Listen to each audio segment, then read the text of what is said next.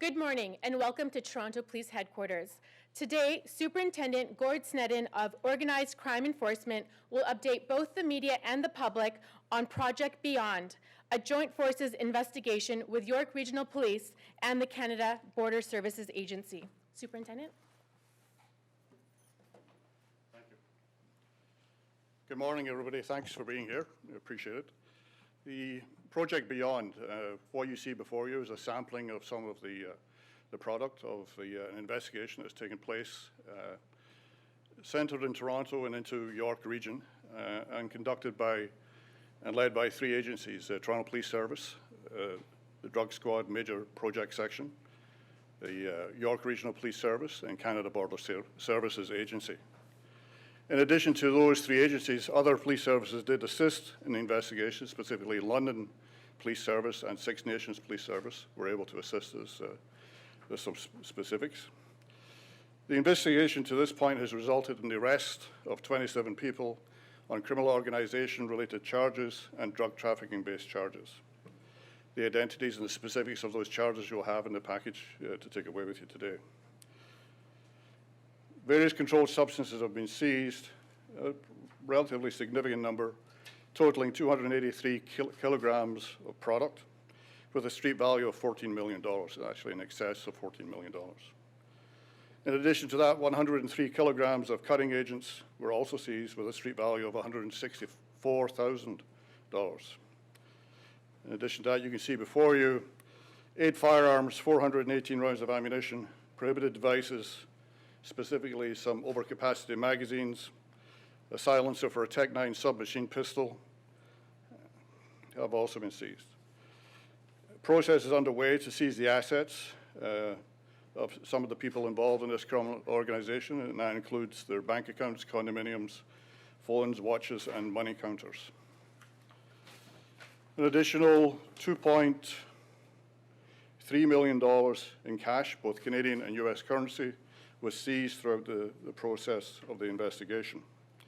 In terms of what specific drugs were seized, cocaine, 80 kilograms of cocaine with a street value of $7.9 million. Marijuana, 65 kilograms of marijuana. Crystal meth, 3.3 kilograms of crystal meth. 8 kilograms of liquid opium. 24 kilograms of MDMA, 101 kilograms of ketamine, 1.1 kilograms of psilocybin. There was a seizure of fentanyl as well, that was actually in the US, in New York City. In addition to that, seizure of methamphetamine, 20.5 kilograms of methamphetamine. On top of that, and this was cutting agents for the cocaine, would be 12 kilograms of phenacetin, 78 kilograms of benzocaine, 13 kilograms of procaine, and a large quantity of lidocaine. The firearms that you see before you, you have a Tech-9 machine pistol with a silencer built for that particular pistol, an AR-15 rifle, a Springfield 40 caliber handgun, an ECOL 38 caliber handgun, a 9mm mini Glock pistol, semi-automatic pistol, a 30-30 rifle, and 2 12-gauge shotguns.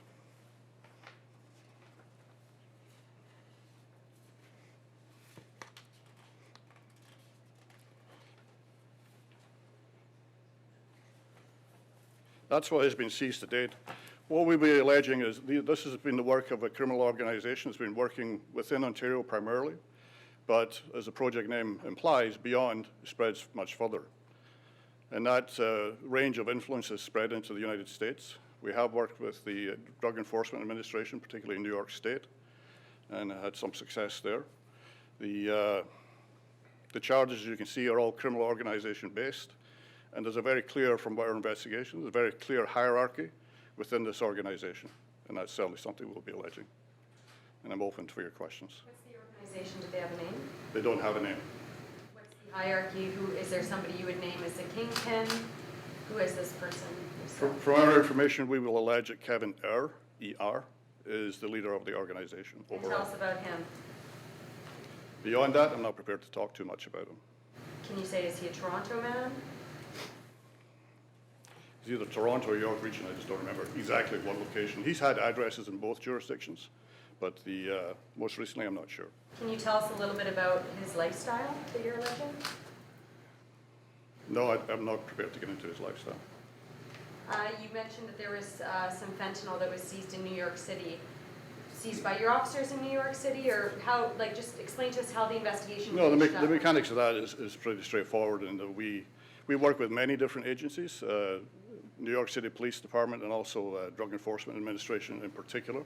And the information would be communicated to them and they act on our information. So you're alleging you had Kevin at the top, and then were there a small group of people below him allegedly, and then more Well, and more? there's 27 people to this point charged, and the others fall under the direction and control, we allege, of Kevin Err. And what sort of control and direction are you alleging he I'm had? not going to get into the specifics. That will come out at trial. Pipeline of drugs going south of the border or coming up north of the border? That's one of the trade. There are drugs going both directions. Not limited to just between Canada and the U.S., but other countries as well that I don't want to get into at this time. What about, go ahead.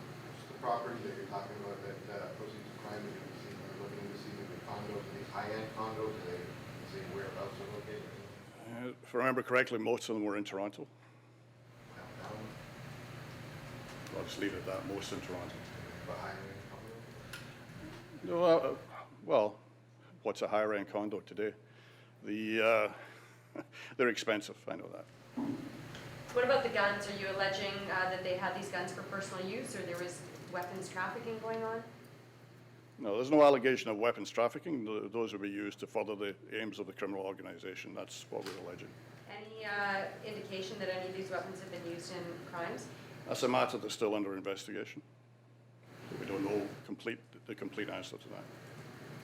Speak to, I mean, the weapons that are in front of you, like a Tech-9, an AR-15. What do you think as an investigator when you look at this sort of stuff being taken off the streets?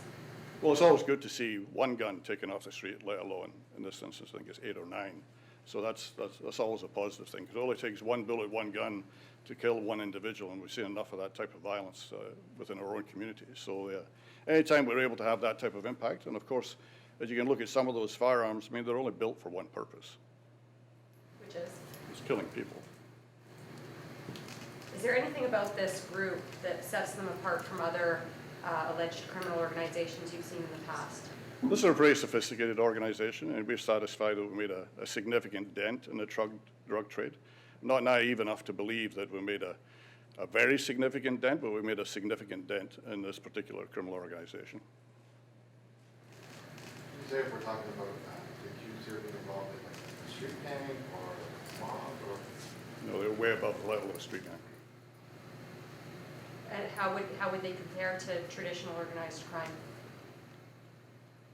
They are, minus the word traditional, they are organized crime. That's what we allege. And is there any, are there, I guess, any ethnic lines that were followed with them, or is it a bunch of different groups of people that come together? You'll see from the names alone, it crosses all different ethnic barriers. There's one common denominator here, and it's the desire to make money from the misery of other people. How long has this investigation been going on for? Since the beginning of the year. And what put you onto this group in particular? I'm not allowed to answer that. Any idea how long they've been operating this group? Well, to establish this level of organization, I would say it's taken them some time to get to that point, yes. Years? Yes. I think that's fair to speculate. With Kevin allegedly at the top for all that time? I can't say that. Obviously doing quite well for themselves based on that cash. Yes. The assets that you guys are going after, do you have dollar amount on how much? I'll just tell you, just check to make sure you give you the right number.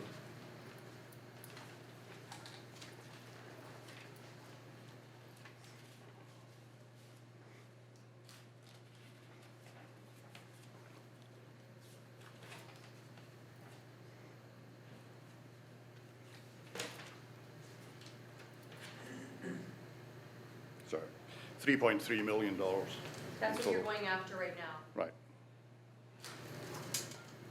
And there's an MDMA lab board there.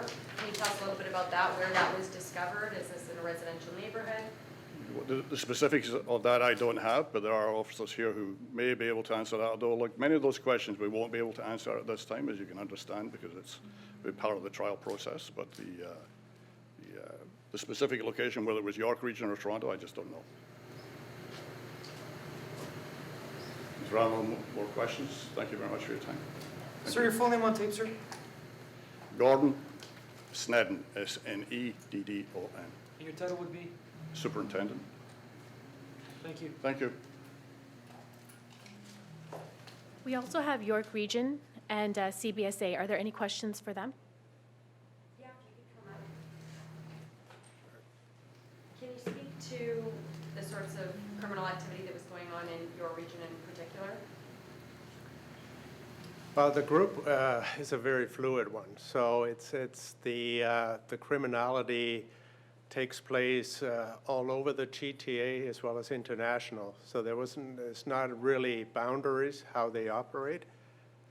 On any given day, members live in York Region, move to Toronto, operate criminal in York Region, operate criminalities in Toronto. It's like I said, it's a fluid organization.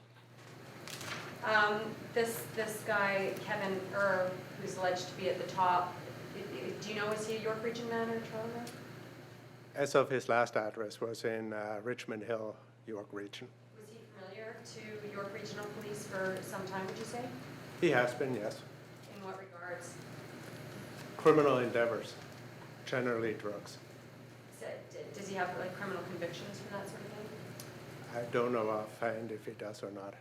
But he was known to York Regional Police to be Yes. an alleged drug trafficker for some time, would you say? That's a fair statement, yes. And I mentioned you guys are going to be putting out a list, but how old is this guy? Do you know? He's in his 30s. Do you know, does he have a family, wife, kids, anything like that? I don't know offhand. And any of these people who are arrested, who are alleged to be sort of at the top of this hierarchy, have legitimate jobs? I don't believe they got legitimate jobs per se. Some of them operate businesses, but What sort of they're just general businesses. And I think what you see before you, that's their main business, is drugs, guns. And when you said international, are you referring to the U.S.? And beyond the U.S., Whereabouts? Asian countries. Which ones? I can't speak to the specifics at this point. Were you guys working with authorities in Asian countries? It's ongoing, so I don't really want to speak to those matters. And what do you think when you look at the amount of loot that was seized here, all the drugs that are off the streets, the guns that are off the streets? Well, once again, I think with this investigation, we actually dismantled a criminal organization. Rather than just put a dent in it, I think just from what you see in front of you, it's substantial.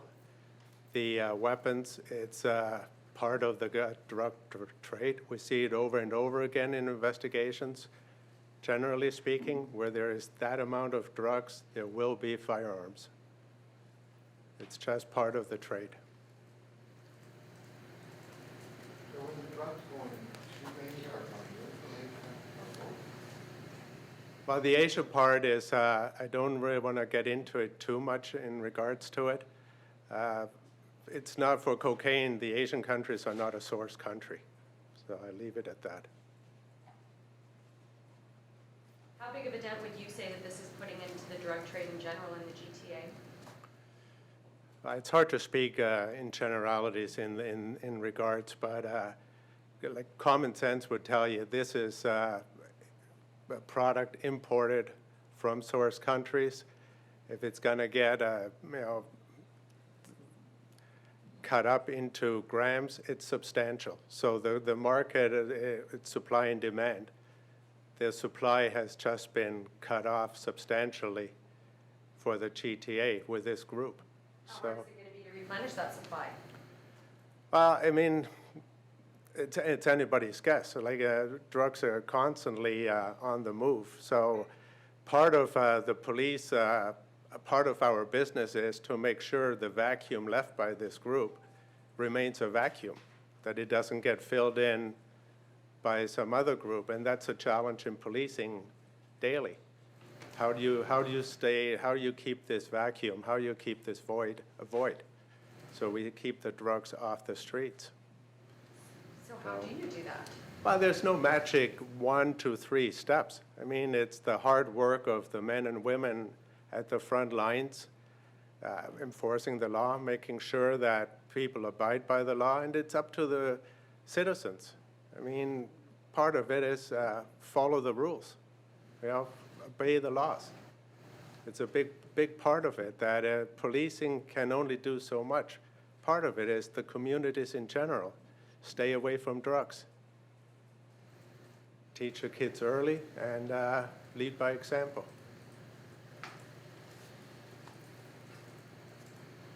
Okay. Thank you. That concludes today's conference. A news release will come out within the next hour with all the charges, all the seizures, and the grand totals for the seizures that were mentioned earlier today.